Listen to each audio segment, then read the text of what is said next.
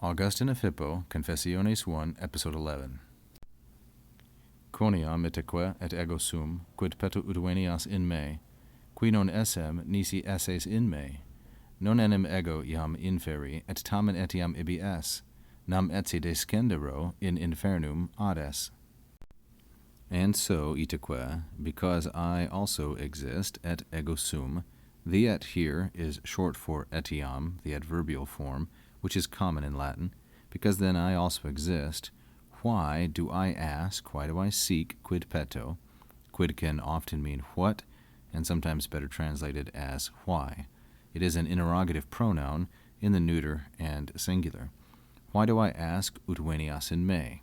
This ut clause is the object of peto. Why do I ask that you come into me?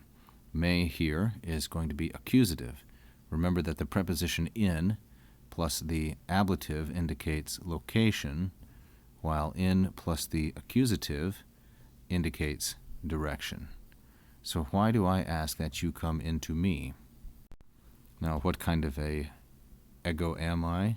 I who, here is the relative clause which describes ego, modifies ego. I who would not be, non essem, unless you were in me, nisi esses in me. This me is ablative, indicating location, unlike this one, which is direction. Now we have here two subjunctive verbs, essem and esses. The one is first singular, and the other is second singular. But they are both imperfect and subjunctive. What is the name of this conditional that they express? It is typically called a contrary to fact present. It's sometimes called a present unreal by other grammar books, but it describes a state in which neither the protasis, the if clause, nor the apodosis, the then clause, neither of them obtains, has any reality in the present. I who would not exist unless you were in me. So unless you were in me, I would not be. But because you are in me, so I be, I exist. Both of these, as I've said, are imperfect subjunctives. The imperfect subjunctive is built on the second principal part.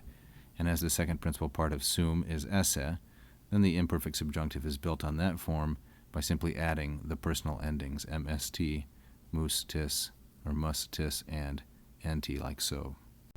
He continues, I, in fact, indeed, I am not, right now, iam inferi, in the depths. I am not down below.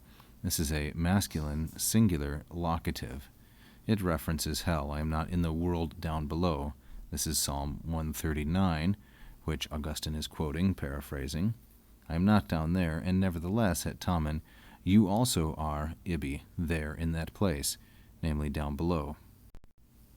For, even if, even though, et si, that is, et and si, or etiam si, even though I shall have descended, descendero, into hell, into the depths, down below, you are present, ades, you are present, ibi, there. Descendero is a future, perfect, indicative, from the verb descendo, descendere, third conjugation verb, future perfect indicative, and ades is a present indicative. So the protasis, that is the si clause, in this conditional contains a future perfect indicative, and the apodosis, the then clause, the concluding clause, contains a present indicative, ades. This then is a mixed conditional. And infernum is accusative with in to indicate direction. Recall that here Augustine is citing Psalm 139. This is a picture of Codex Washingtonianus Part 2. It's a Greek papyrus from the early 5th century, and it contains portions of the Psalms, so it is contemporaneous with the career of Augustine.